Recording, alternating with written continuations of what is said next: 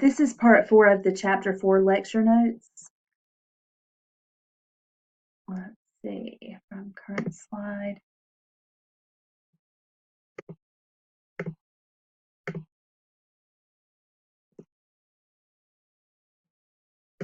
Okay, we were discussing endosymbiosis, and I just wanted to summarize that in eukaryotic cells, those are cells that have a nucleus, the organelles mitochondria and chloroplast.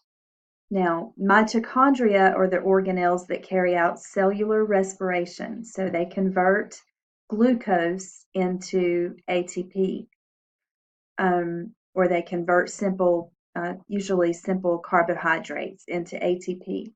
And chloroplast are organelles that are only found in plants that carry out photosynthesis. In other words, these are the organelles that enable plants to make their own food. So both of these organelles have their own DNA. They also have ribosomes, which means they can actually produce their own proteins. And these organelles are about the same size as prokaryotic cells, such as bacteria.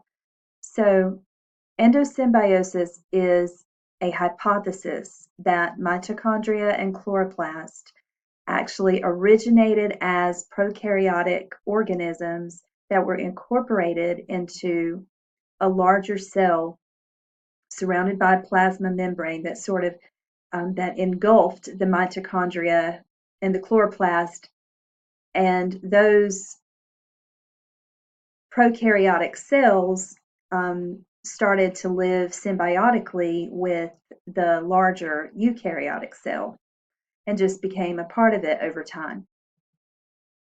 The endomembrane system it exists in all eukaryotic cells, and it's just a system of internal membranes and organelles that you may have heard of the cell, an analogy that compares a cell to a factory. So the endomembrane system is the factory, that's what this analogy is talking about. So it includes the nuclear envelope, as well as lysosomes, vesicles, small storage sacs, the endoplasmic reticulum, both the rough and the smooth, the Golgi apparatus, and the plasma membrane. So these are the components of the endomembrane system. The lysosomes, the role of the lysosomes, they contain digestive enzymes, and their role is to digest, for example, food particles.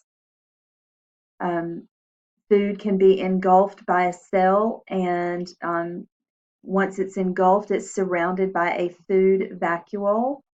The lysosome can fuse with that vacuole, and those digestive enzymes can break down the large food particle into smaller. And what you see happening here is after the organism takes what it needs from the food, there's always waste that are produced, so the waste are being released. The undigested material is being released. The endoplasmic reticulum comes in two types. There's the rough, which is attached directly to the nuclear envelope. The rough endoplasmic reticulum contains ribosomes. Ribosomes are attached to the surface of the rough ER. And the rough endoplasmic reticulum produces and modifies proteins. And the smooth endoplasmic reticulum, which does not contain ribosomes and is also not shown in this image, synthesizes lipids and sometimes carbohydrates.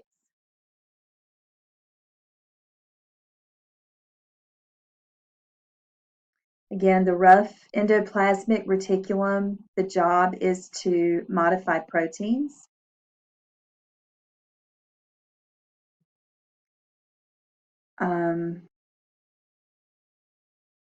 And what happens is once a protein is produced, this little yellow molecule Once this protein is produced, a piece of the endoplasmic reticulum will pinch off and form a transport vesicle that will transport the protein to the Golgi apparatus.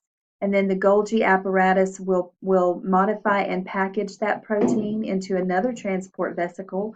If that protein is, for an example of a protein that it could be is an enzyme, or it could be insulin, which is a hormone, a protein hormone that is needed by the muscle cells and the liver cells. So this cell could be releasing or secreting that insulin by a process called exocytosis so that other cells can use it to lower blood glucose levels or blood sugar levels. So the protein is produced, just to summarize, is produced in the rough ER and modified there, and then it's sent to the Golgi by a transport vesicle.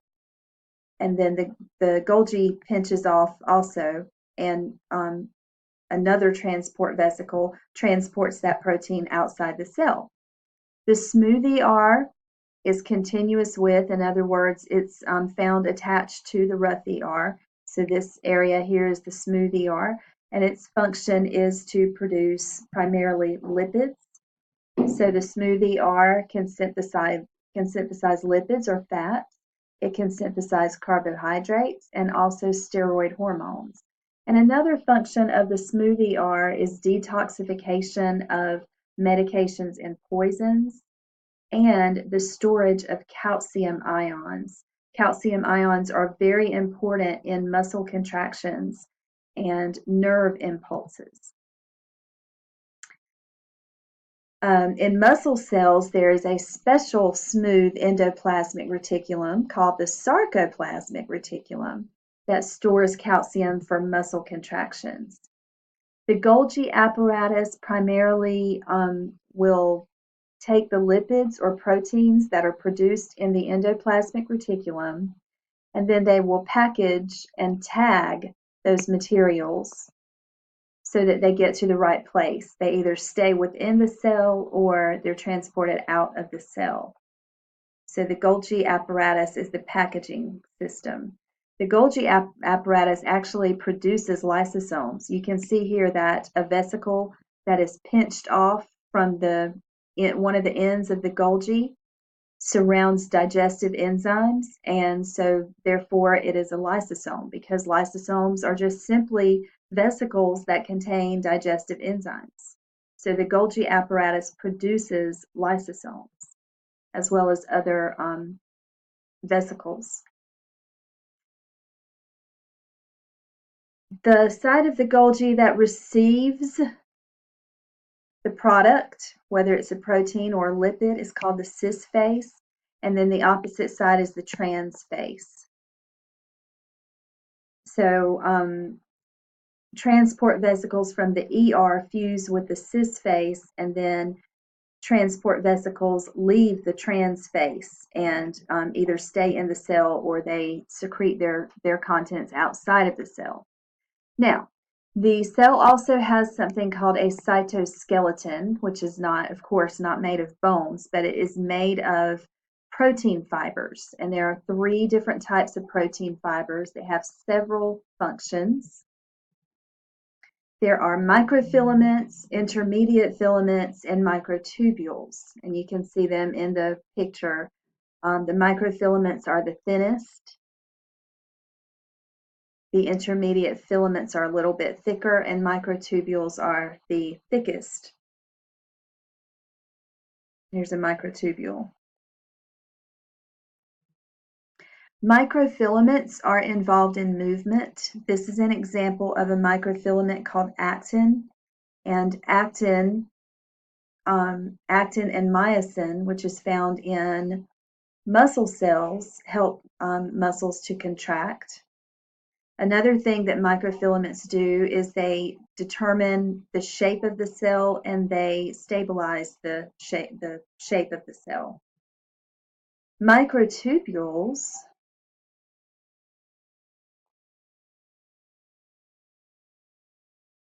provide a framework for motor proteins to move structures within the cell. Microtubules are really important when the cell divides because microtubules attach to the chromosomes and help pull them to opposite ends of the cell so that the cell can divide in half. And each cell that's produced can have the exact same copy of the chromosomes. Some other structures which are formed from some of these protein fibers are called cilia and flagella. Cilia are shorter, and flagella, you normally would just see one long flagella like in a sperm. The cilia are little hairs that help move fluids across the surface of the cell, and flagella help move a cell, so they help it to swim. Some extracellular structures, that means outside the cell, structures outside the cell.